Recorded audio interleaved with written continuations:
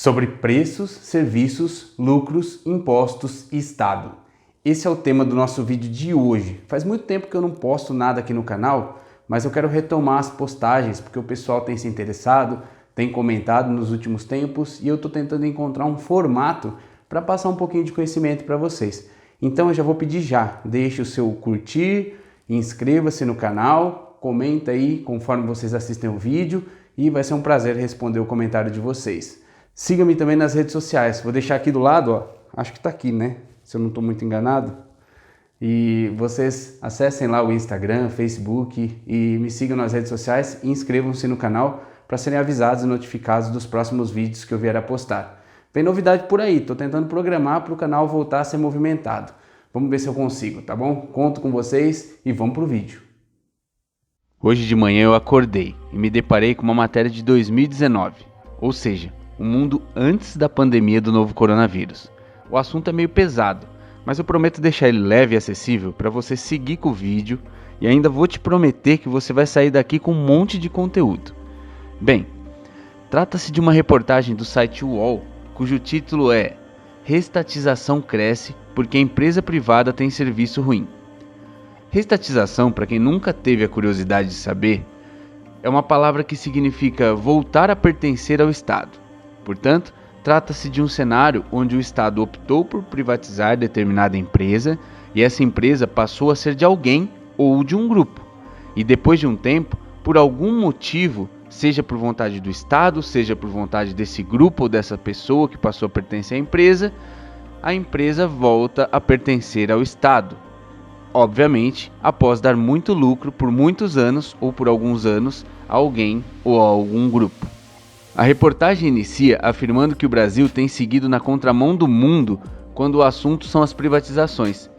Isso porque tanto o nosso presidente da República, Jair Bolsonaro, quanto o governador do estado mais populoso do Brasil, João Dória, são ambos favoráveis à política de privatização de serviços públicos, como energia, água, transportes, entre outros. E em países como a Alemanha e Estados Unidos, aproximadamente 900 empresas privadas voltaram a pertencer ao setor público nos últimos anos. 900! E aí você me pergunta, mas Railson, os Estados Unidos não são um país liberal com o mínimo de serviços prestados pelo Estado?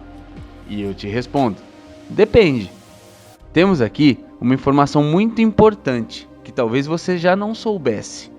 O número de servidores públicos, ou funcionários do Estado, como você prefira chamar, nos Estados Unidos é muito superior a esse mesmo número no Brasil. A OECD, que é a Organização para a Cooperação e Desenvolvimento Econômico, que também é um órgão intergovernamental com 50 anos de história, 37 países membros, publicou um levantamento informando em cada país qual o percentual da população que ocupa cargos públicos. O ranking, coincidentemente, está diretamente ligado ao índice de desenvolvimento desses países, ou seja, no ranking do IDH, Índice de Desenvolvimento Humano, que considera critérios como expectativa de vida da população, escolaridade e PIB, para classificar os países em um ranking de desenvolvimento. Quanto mais servidores públicos possui um país, mais desenvolvido ele tende a ser. Isso segundo o comparativo entre o levantamento da OECD e o ranking do IDH. Basta verificarmos que os 3 países com maior percentual de servidores públicos são, respectivamente, em primeiro lugar, a Noruega, que possui 30% da população ocupando cargos públicos. Em segundo lugar, Dinamarca, com 29,1% da população ocupando cargos públicos. Em terceiro lugar, a Suécia, com 28,6% da população em cargos públicos, sendo que esses 3 países estão entre os 10 primeiros do ranking do IDH global.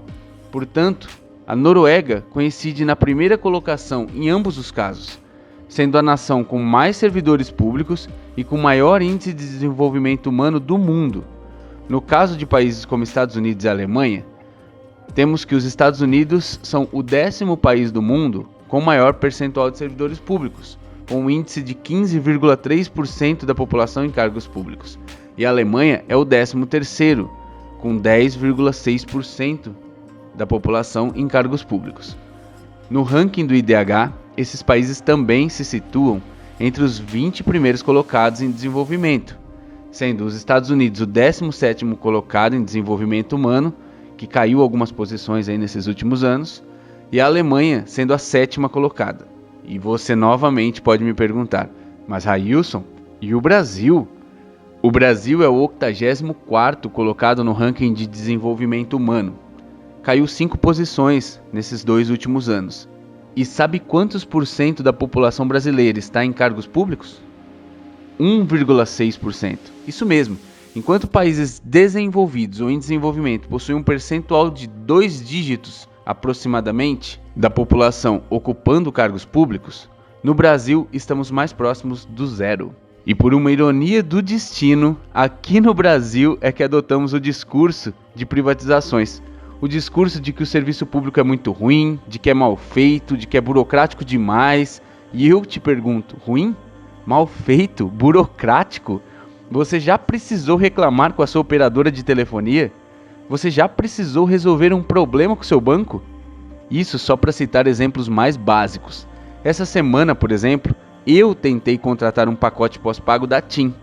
O menu digital sequer me encaminhou para um atendente, pessoa física. Fui sendo direcionado para atendentes digitais. Após muito tempo de trânsito pelo menu digital, eu liguei na ouvidoria, onde o atendimento durou 1 segundo. Pasme, isso mesmo, 1 segundo. Algum erro deve ter ocorrido, obviamente, e eu já fui direcionado diretamente para a avaliação do atendimento.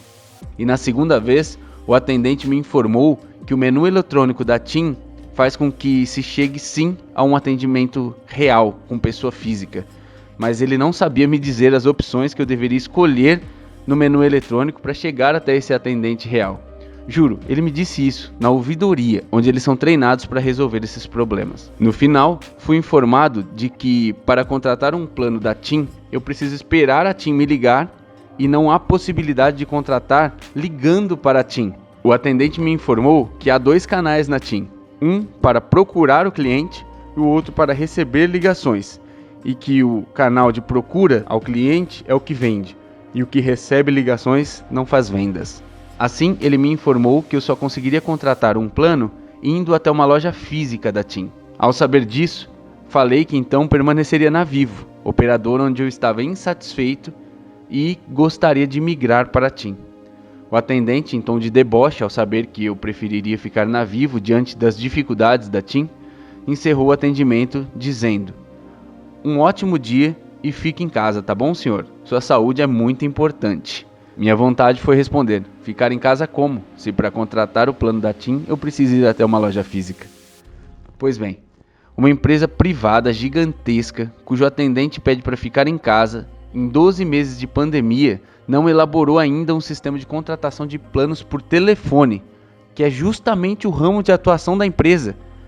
E o setor público é que é ineficiente e burocrático. Resultado, fiquei na Vivo mesmo. Entre o ruim e o pior, fiquei com o ruim. Tenho ainda um outro exemplo para citar. Em 2020, eu tinha um financiamento em um banco. Não vou citar o nome do banco, mas é um banco privado. Como iniciei o financiamento no formato consignado, quando saí do cargo público que eu ocupava, eu precisava pagar esse financiamento mensalmente. Até aí, tudo tranquilo. Porém, durante 5 meses eu precisei correr atrás do banco para pagar, em plena pandemia. Mensalmente pedi um boleto bancário ou um código de barras e nada. O banco informava que o sistema não poderia gerar um código de barras.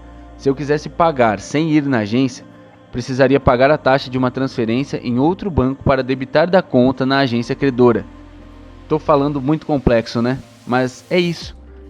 A agência bancária, ou o próprio banco, na verdade, complicaram ao máximo que puderam para que eu fizesse simplesmente um pagamento, para que eles tivessem um retorno. E mensalmente eu vivi um calvário suplicando por um código de barras que nunca veio. Pasme, um banco não é capaz de emitir um boleto para pagamento de parcela de financiamento. E o setor público é que é ineficiente, burocrático e preguiçoso, não é? O setor público, com perdão pelo dito popular, tira leite de pedra, se desdobra para atender o cidadão, tem como prioridade a prestação de serviço e não o lucro. Predominantemente é composto de servidores concursados, ou seja, pessoas intelectualmente preparadas de alguma forma. A burocracia é parte do setor, mas isso ocorre justamente porque muitos querem levar vantagem sobre a coisa pública. Então é preciso criar procedimentos para evitar o benefício individual, e isso é a burocracia. Não é perfeito, reconheço. Aliás, está longe de ser perfeito, mas é composto em sua maioria por pessoas sérias que entendem o propósito da palavra servir. Enquanto isso, pensemos nas grandes corporações. Não estou falando do pequeno estabelecimento e nem da empresa média. Estou falando de empresas milionárias, bilionárias, onde a finalidade, via de regra, não é o trabalhador e nem o cliente, é o lucro. Pense em quantas ações a Vivo já não perdeu para clientes por cobranças irregulares, por serviços mal prestados, por danos morais e mesmo assim continua lucrando infinitamente. E vale a pena para ela ter essas ações e continuar com os serviços da forma que presta. Agora, outra informação que talvez você não saiba. A maior parte dos produtos do mercado pertence às mesmas empresas. Isso significa que pouco mais de uma dezena de corporações são donas ou acionistas das marcas que você encontra no mercado. Muitas vezes, marcas concorrentes, que, se considerarmos que pertencem aos mesmos proprietários, não concorrem coisa nenhuma. Basta lembrar que a Ambev é proprietária de pelo menos 5 marcas de cerveja. Portanto, pode tabelar o preço da cerveja no mercado tranquilamente se quiser. A Unilever, por exemplo, possui sob seu comando as marcas Dove, Axe, Suave, e todas elas produzem desodorantes, entre aspas, concorrentes, o que também possibilitaria um controle de mercado e de preços, caso quisesse. Mas as grandes corporações não se limitam apenas ao mesmo segmento de mercado. Saiba que quando você vai às compras e, suponhamos, passe em uma casa agropecuária e compre uma ração para o seu cachorro da marca Purina. Em seguida, vai até a farmácia e compra um shampoo da L'Oréal. Depois entra no shopping, compra um Kit Kat para comer enquanto procura uma roupa bonita. E acaba comprando uma camisa da Lacoste, um sapato da Ralph Lauren e um boné da Diesel. E antes de ir embora, você se lembra que acabou seu achocolatado lá em casa. Decide comprar 2 latas de Nescau. Você simplesmente gastou todo o seu dinheiro com a mesma empresa, a Nestlé. Isso mesmo, a Nestlé é acionista ou proprietária de todas as marcas que mencionei acima. Purina, L'Oréal, Kit Kat, Lacoste, Ralph Lauren, Diesel, Nescau, tudo isso é da Nestlé.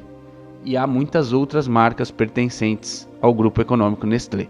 Pois bem, voltando ao ponto onde começamos esse texto, a restatização como caminho para as empresas do exterior nos mostra que talvez o Brasil esteja sendo iludido por um caminho que apenas vai proporcionar lucros a quem já é bilionário. Outra conclusão é a de que parte do setor público é e seguirá sendo uma das alternativas mais viáveis para a prestação de serviços sem lucros, embora necessite de um controle bem feito e de fiscalização séria. As grandes corporações não estão bilionárias por acaso. Isso é resultado de uma exploração desenfreada e da compra das pequenas empresas que despontam no mercado, como forma de controlar os preços e o monopólio. O consumidor, sem saber de tudo isso, grita por menos Estado, por menos serviços públicos, sem saber que está gritando contra todos os dados sérios e contra o desenvolvimento de seu país, de seus filhos e de seu próprio poder de compra. A própria reforma trabalhista de 2017, que prometia revolucionar e gerar empregos aos montes, iludiu muita gente simples e, no final, só confirmou o que muitos advogados trabalhistas e especialistas já alertavam antes mesmo da reforma ser aprovada. A reforma serviu para aumentar lucros de grandes empresários e diminuir os direitos dos trabalhadores. Afinal, não foi à toa que o número de processos trabalhistas caiu. Com menos direitos, menos exigências podem fazer os trabalhadores. E mesmo assim, estamos vendo as grandes empresas fugirem do país. Mas enfiaram a reforma goela abaixo e agora ainda tentam ampliá-la. E tantas outras leis foram enfiadas goela abaixo, apoiadas pelos cidadãos, que ainda seriam prejudicados por essas mesmas leis. Cobrança de bagagens em voos, que foi prometida como uma lei que baratearia as passagens, e, no fim, apenas manteve os valores e aumentou o custo dos voos. Lei do teto de gastos públicos, que recentemente tem sido reconhecida como um erro pelos próprios defensores do projeto. Além disso, temos a reforma da Previdência e a malfadada reforma administrativa que está acontecendo. Enfim, não sou um mensageiro do apocalipse e nem pretendo ser, mesmo porque tenho a teoria de que o mundo deve ter acabado em 2012 e a gente está apenas vivendo uma realidade paralela. Mas, ainda que o mundo não tenha acabado em 2012, e não entrarei no mérito de dizer que está a caminho de acabar, pois estamos destruindo o planeta em um ritmo desenfreado e, em breve, pouco vai sobrar, precisamos considerar que o brasileiro tem vivido uma onda de influências negativas para conduzir o cidadão médio a ir contra si próprio. O trabalhador, o pequeno empresário, o servidor público, todos esses defendendo políticas públicas que os prejudicarão. E esse vídeo é um oxigênio, uma tentativa de conscientização com linguagem acessível e fácil para que uma ponta de compreensão surja para os leigos que se aventuram nas opiniões políticas. Memorize comigo agora. Estado mínimo não será bom para você se você é empresário com uma empresa de menos de 300 funcionários. Estado mínimo não será bom para você se você possui uma renda anual inferior a 2,5 milhões de reais. Estado mínimo não será bom para você se você possui carteira assinada, ou mesmo se ainda está desempregado. Estado mínimo não será bom para você que pretende empreender. Portanto, se você faz parte de um desses grupos que citei, estado mínimo não é bom para você.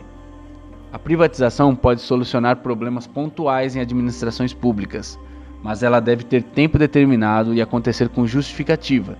A própria lei de responsabilidade fiscal, muitas vezes, conduz os municípios a apelarem para isso. Mas, via de regra, privatização representa que alguém está lucrando em cima de você, em cima de algo que você paga para o Estado fazer. E agora me diz, como isso pode ser a melhor saída? E aí você me diz, agora a gente entra no assunto do imposto. Imposto é roubo. Não. Via de regra, imposto não é roubo. Já abordei esse assunto em um texto que escrevi anteriormente nas minhas redes sociais, mas eu não vou discorrer sobre esse texto porque senão esse vídeo vai ficar muito longo. Porém, o brasileiro precisa se decidir se a gente quer ser uma Suécia que possui uma carga tributária, pasme, de 47,9%, ou uma Noruega que também possui carga tributária de 43,6%, sendo que ambos os países estão entre os 10 melhores IDHs do mundo, lembra que eu falei antes? Ou então, se o brasileiro quer ser uma Angola, com carga tributária de 5,7%, ou uma Líbia talvez, com uma carga tributária de 2,7%, mas é preciso considerar que Angola é o 148º país no ranking do IDH, e a Líbia é o 105º. Fica então a reflexão, já que o Brasil está na casa dos 32% em carga tributária, segundo dados do ano de 2019. Se você quiser saber mais, tem um texto que eu deixarei aqui no link desse vídeo. Mas saiba que a solução não é simplesmente cortar a carga tributária, mas melhorar a forma como cobramos os nossos impostos. Mas o brasileiro tem sido adestrado a pensar que o corte da carga tributária é a solução, porque assim teremos um estado mínimo. Mais ou menos a metáfora que eu gosto de fazer é basicamente a de que você possui a unha do pé encravada e ela dói muito. E aí você precisa escolher entre um tratamento com uma profissional, que vai doer, mas vai curar, ou uma amputação do seu pé por conta da unha encravada, feita com anestesia. A anestesia possibilitará que a amputação não cause dor imediata. Então, o brasileiro prega pela amputação do pé para curar uma unha encravada. E é isso que o Brasil prefere nesse momento. Assim, a gente segue amputando os nossos pés, defendendo que a amputação é a melhor saída. Mas, sem pés, a caminhada é mais dura, até mesmo porque um estado eficiente te dará uma boa cadeira de rodas para seguir na caminhada. Mas as grandes corporações irão te vender uma cadeira de rodas a custo elevado. Mesmo porque, se a demanda por cadeiras for grande, uma mesma corporação vai poder ter 3 marcas de cadeiras e tabelar os preços, e ainda desenvolver cadeiras mais avançadas e menos avançadas para uma população com menos poder aquisitivo. E assim, a vida vai seguindo. Muitos seguem sendo enganados e sem interesse em estudar, e as fake news formam as opiniões do pessoal do WhatsApp e do Facebook. Se você teve paciência de acompanhar esse vídeo até aqui, já está com uma bagagem legal para discutir com aquele seu tio chato que reproduz o discurso do senso comum, desinformando e com preguiça de aprender. Não que todas essas informações vai fazê-lo mudar de opinião, mas pelo menos vai constrangê-lo para tentar analisar as fontes antes de falar. Pelo menos antes de falar quando você estiver presente.